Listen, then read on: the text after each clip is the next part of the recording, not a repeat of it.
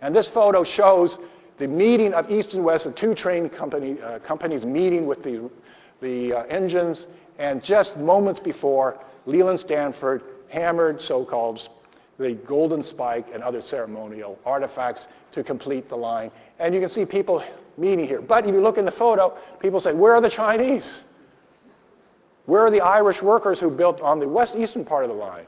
They say this is an insult. The Chinese were excluded from the photo, and then historically they have been forgotten. They've been erased from history. And so for many Chinese Americans, I'm fourth generation California, many people feel aggrieved that this is the treatment we have received in U.S. history. That has been erased, marginalized. And I heard this, all truth, from a friend of mine. His parents were laundrymen down in Los Angeles, just working class folks. And he said, Eddie, and mother said, Eddie, do you know why Stanford University's tiles are red? No, Mom, why are Stanford University's tiles red? She said, because they're stained with the blood of Chinese railroad workers. And so a lot of Chinese Americans believe that this is a blood sacrifice that Chinese Americans gave to the building of the railroad and to enrich Leland Stanford. If you look at this painting, it is based upon this photograph that was taken minutes before the two engines come together.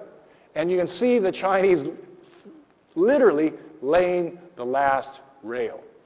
You can see the Chinese because their body shape, they work clothes, loose work clothes. This is out in the middle of the Utah desert. It was probably 90 degrees, no humidity. It was dry desert country. That's the way they dressed to protect themselves.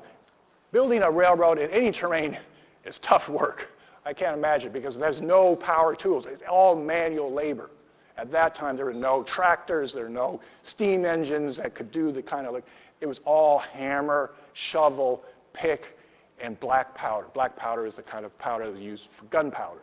Try to imagine back in the 1860s, coming from there, you're a dirt farmer, semi-tropical area, it's warm and humid through most of the year, and now you're building a railroad at 8,000 feet in the snow through the winter. As you can see some of the photos here of Chinese.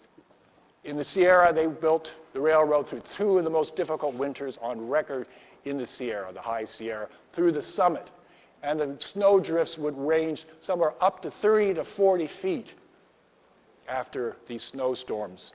And at times, the Chinese lived beneath the level of the snow, underneath the snow, inside the snow, because the snow was covering the rail line and the portals to the tunnels. But the railroad company said, you got to keep working. We've got no time to lose. Work through the entire winter.